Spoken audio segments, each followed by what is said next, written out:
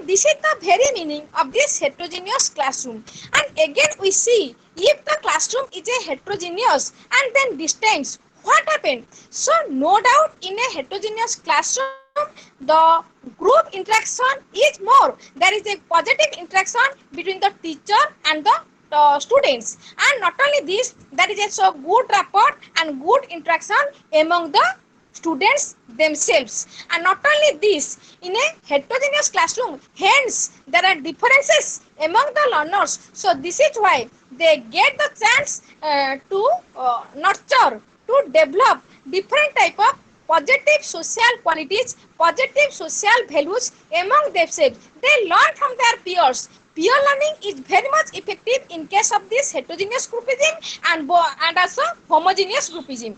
Okay, and this is one aspect. And the next aspect is, there are so many positive psychosocial competencies which the students they want to learn when they are learning from this heterogeneous classroom. Okay, and this is one essential component of this organizing learning in a heterogeneous classroom. And side by side, they be very much free from this mental fatigue, and so as they be relax themselves by talking with their friends. Okay, and sometimes the teachers, by using their insight and foresight, he or she also try to make the classroom very much interesting. And because the teacher who is teaching in the class, and not only he has a professional teacher, or not only he or she have the desirable qualification, but also he have the experience, but also he have the different type of innovative skills or idea. And the teacher always wants to use these innovative skills in his teaching learning process. And always by organizing learning in a heterogeneous classroom, the students they get also freedom. Not always, don't assume that the teacher will always put restriction. Now we are learning about the pedagogic tendency in teaching learning situation or learner center learning situation. So no doubt, never the teachers they put restriction on the students. They understand the needs of the learners. They want to how to make the classroom interesting. Okay, and this is by organizing learning in a heterogeneous classroom, generally allow the teacher to be free and to make the students free to some extent. And while we are also taking the class in our college, you must have studied ourselves, and you think how can we organize this. Okay, so this is one of the major concept. Okay, and regarding this, I think I have also sent you one of the slides here, and it is written by this Kothar. Okay, and you must have gone through it. So regarding this, you may also get the clear instruction or the clear idea.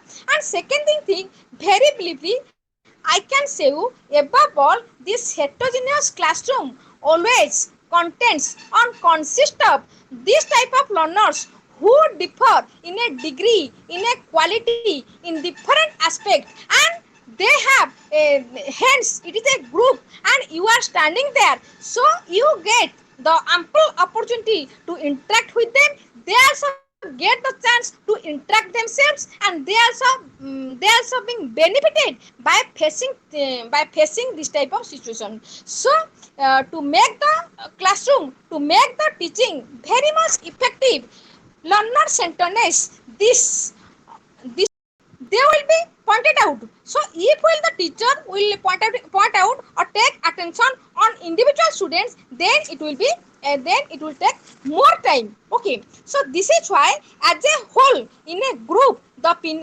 teacher is required to provide group attention, and this is why the teacher becomes very much impartial, and side by side he also very much careful regarding this individual students needs. Okay, individual students need. And then another is the definition which is said by Hilgard. Okay, Hilgard is very much exponent, a good exponent or introduction in the field of learning. Okay, what Hilgard says? Hilgard says heterogeneous classroom refers to environment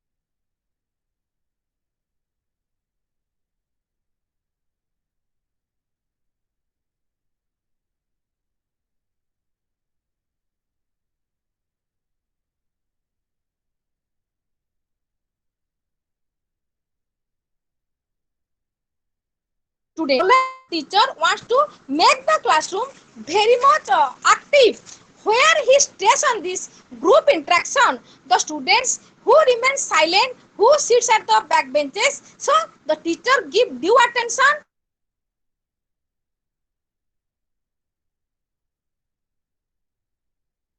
the individuality. Sometimes we see the students, they sit physically and they appears very much inattentive in the classroom, so then this time what happened, the teacher asks some questions, the teacher says what is your difficulty inside the classroom, why you remain silent, and what, do you not are you not interested towards this learning. So in this way the teacher also provides some attention uh, to the learners. Okay, so this is the second definition which is given by Hilgard. And again there are several definitions of this organizing learning in a heterogeneous classroom. I think now I said you only these two. Okay, only these two. So the components, next we will discuss the components of this components of this heterogeneous classroom. Okay, so first one is the learners autonomy.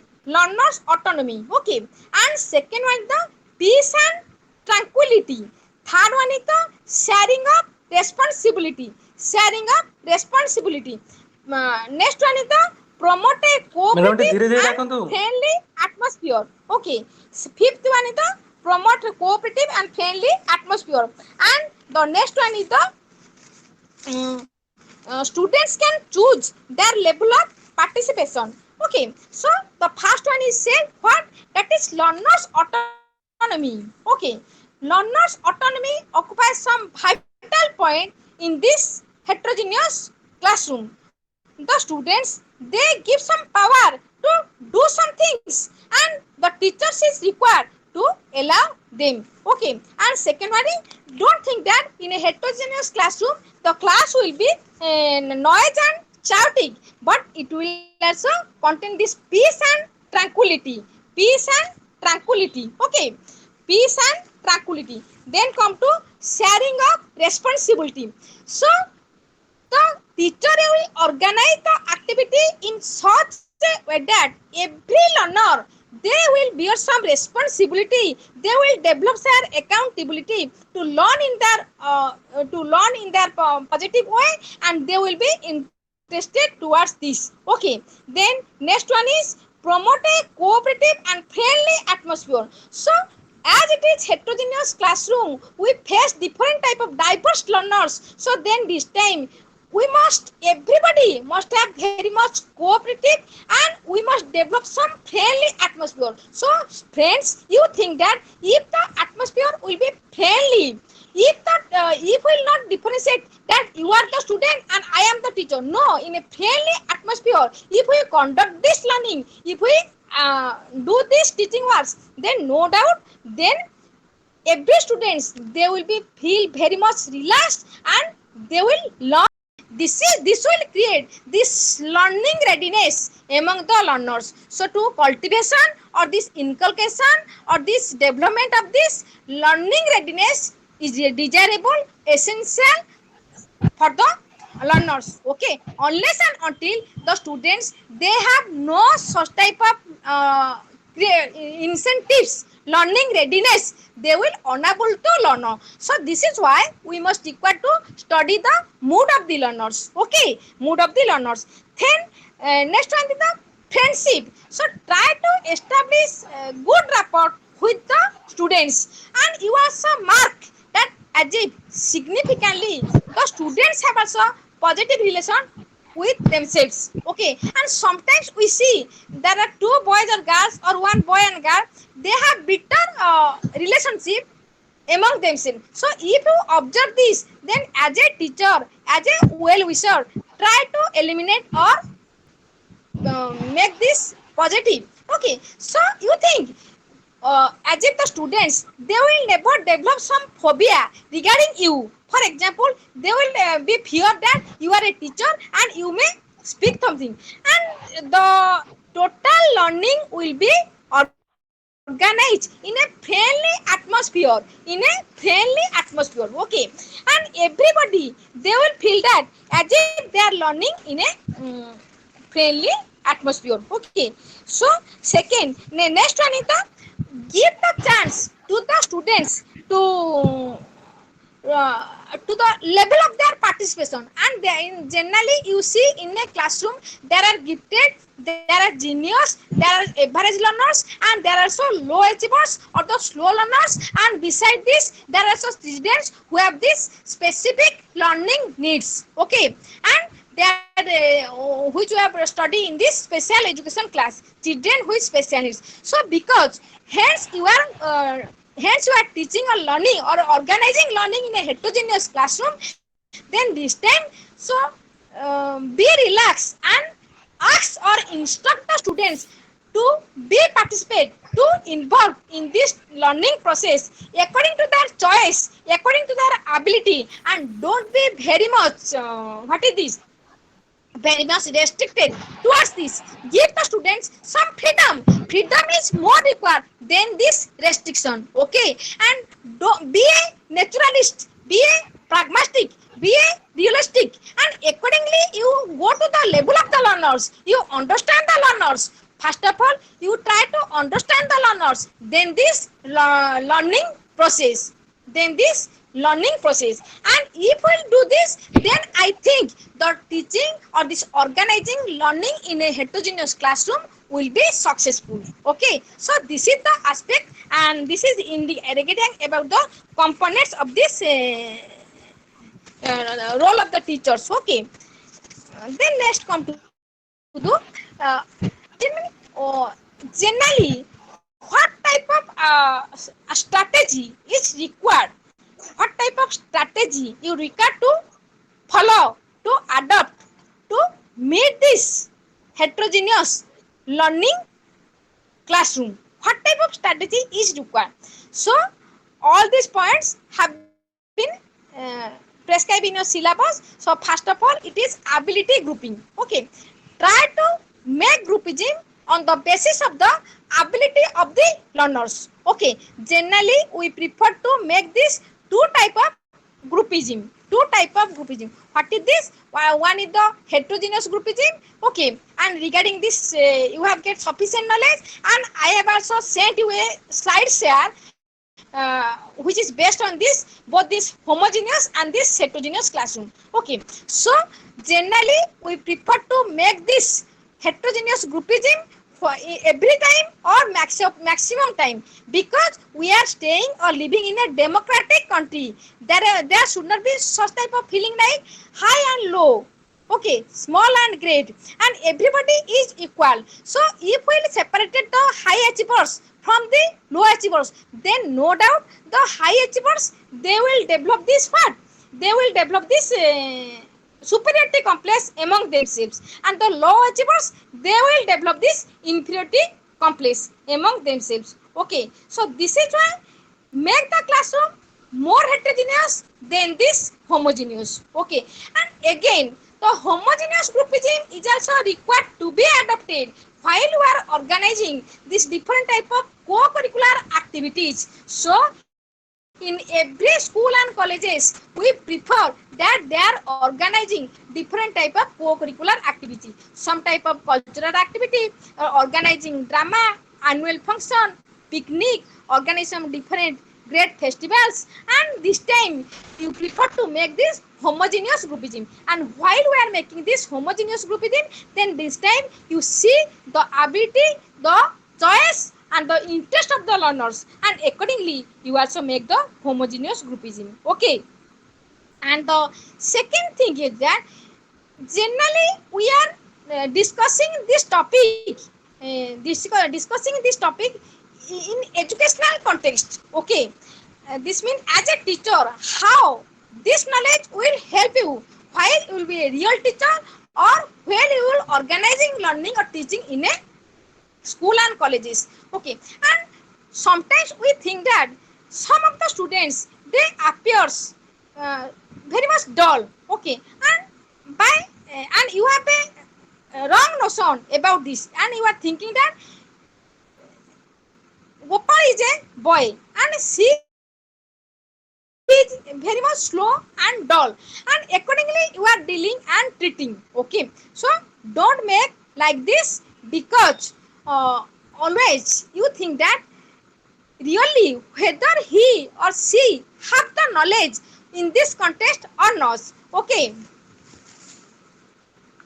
okay, then you think that for this purpose I am thinking that she is a girl having no intelligence. Okay, and he is a dull girl. No, your conception or your idea about this girl may be wrong. So for this purpose try to know it scientifically, and in order to know it scientifically you must take or you must administer the proper or the relevant psychological test. Okay, so the second point is the strategy is the teacher should have sufficient knowledge regarding the use and the administration of this psychological test. Okay, and the teacher is required to use or the administer the psychological test for the learners when it is required, and to know it scientifically and to proceed accordingly or to provide measures accordingly. Okay, so sometimes we see the girl is not really really having no intelligence, but by administering the intelligence test we came to know that no, this is not the thing, the girl or the boy have sufficient knowledge or he is high intelligence. So what is lacking? He must have he or she might have been no interest. Okay, or he have some difficulty in his home, this is why he is not learning properly. Okay, so the use of this proper psychological test the very much necessary. Okay, and sometimes you are thinking that the interest she or he has no interest, then that time you also administer the proper or the required interest inventory among the learners. And sometimes you are thinking that he has the unfavorable attitudes towards this teaching or towards this learning. If the students they have unfavorable attitudes towards learning, then you try how to make their attitude from this unfavorable to favorable. So for this purpose what should be done on your part, and how the students they can change your attitudes towards this unfavorable to favorable. Okay, so this you think. And next one is the regular monitoring is required to guide them properly. Next one is provide appropriate feedback for them. So if the students they are not providing proper feedback, so then how can you go ahead? So this is why you think about this. And not only this, you also make use of this diagnostic test. Proper use of diagnostic test is also very much necessary for them. Okay, use this diagnostic test and be sure that you can properly diagnose the difficulty of the learners, and accordingly you provided the remedial measures. By getting these remedial measures, by gaining these remedial measures, the student understood the concept and they also learn or come to the level of normal. Okay, and generally the teacher's motto should be how to ensure, how to guarantee this optimum level of learning or maximum level of learning. And not only this maximum level of learning will be achieved by a few students who are high achievers. No, don't make like this. Be sure that the optimum or the maximum levels of learning will be achieved by all the learners. Okay, all the learners. This means you must be guaranteed that equity as well as this attainment levels. Okay, quality plus equity. Okay, so whenever we are talking about this quality education, be sure that you are providing such type of instruction so that every learner in your classroom they are able to achieve at the optimum level, at the maximum level. Not only few students they are getting this first class or the higher first class, no, and you think that every learners they are achieving at the maximum level, and then that time you can say that yes, my teaching or my learning may be qualitative. So accordingly you adopt the process. And next one is the use of this formative test in order to know the instant difficulty of the learners while you are conducting the class, where you are taking the class, where you are teaching. Then in the meantime you also required to use or ask some relevant questions, or if the students they are asking some questions, try to solve it, try to clarify their doubts. Okay, don't be very much dogmatic or do be vexed on the students that you can ask it same next class or others. Okay, be very much friendly and try to solve the doubt of the students. And always you think that every students they must or should have this conceptual clarity, they must or should have this conceptual clarity. Okay, this means regarding this concept they have properly understood, so they will never face any difficulty and really they will be real learners. Okay, and don't think that whatever I am teaching the student will learn it only by their head. No, this should not be the motto of the teacher. The teacher should think that the teaching should touch the head and also heart and also hand of the learners. Okay, this means the teachers, the students, they must be very much cultivate these realistic values, and so that they can use their learning in their future or in their practical field. For example, in this context, I may give one example. जड़े बापा जाइए पुओटी सांगरे जाइए, बापा पचारुची एटा गोटे इटा भाटी देखिलु, इटा भाटी तेणु एते कहलु केते इटा अछि, तेणुकरी छुआटी कहूची जे I am unable to calculate it, I am unable to count it, एटा एते बड़ इटा भाटी मु केमिति एटाको कैलकुलेट करिवि। तेणु बापा कौन कले ना भीषण रागिगले, गोटे चापड़ देले, किंतु चापड़ देवा परिवर्ते ताकू सेतबेले से माने सांगे सांगे बुझी दी थाए एई इटा बाटीर माने आकारटा होउची गोटे कोन घन घन सम घन हैला कि किछि नै, दैर्घ्य पते जेतिकी अछि प्रस्थ पते सेतिकी उच्चता इटा अछि, उच्चता पते मध्ये सेतिकी इटा अछि। तेणु करी गोटे घनफळर क्षेत्रफळ होउची कोन ए क्यू हैला कि किबा a into b into c हैला, दैर्घ्य गुणन प्रस्थ गुणन उच्चता।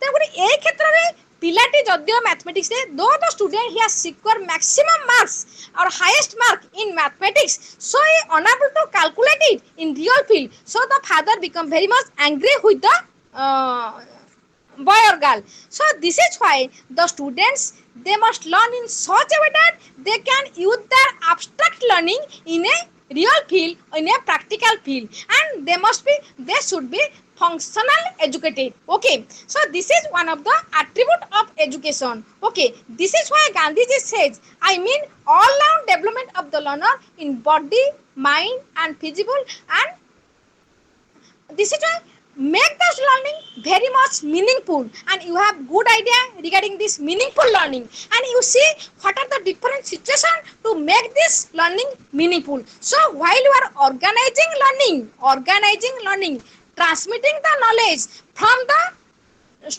teacher to the learners or from the student to another student or among the learners, so then this time you also consider this point. Okay, this is one essential point or important point or the vital point in this topic. Okay, so not only this, side by side, while you are organizing learning in a heterogeneous classroom or in a homogeneous classroom, so generally prefer that the students they must have some likes or the dislikes. Okay, and whenever they are not interested towards this learning, then this time what type of means is required to be adopted or followed, and you see or use some innovative ideas, innovative knowledge by managing this classroom. Okay, so always the teacher should understand the learner to a greater extent, and always try to understand your learner and think how the learners they can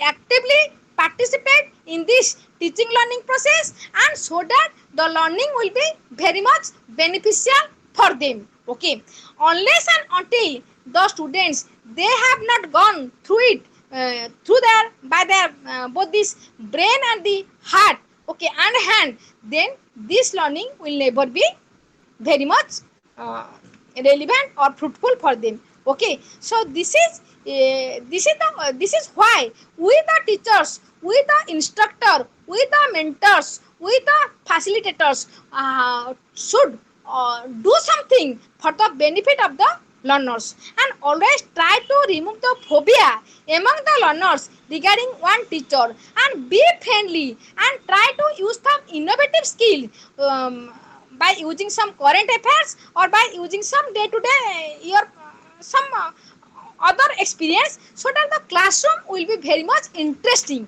If the classroom will be very much interesting, then student will be able to understand, the student will be able to. So now I can give another example. So I have also learned from the college that while our principal taking the class, and every time he makes the more some storytelling approach. So while he was teaching this life skill, for 10 life skill he has also elaborated 10 ghost stories, so which I have heard from him from, and this is one effective way I think. So every teacher will act accordingly and do accordingly. So and always our motto should be or ought to be how the students they can attain, they can achieve this learning at their maximum levels, and so that they will be used it in their practical field, both in theory and practice they can able to use it, and there will be no gap between the theory and practice. And if the learners they can use this learning in their practical field and both in this theoretical field, then no doubt then this time it will be very much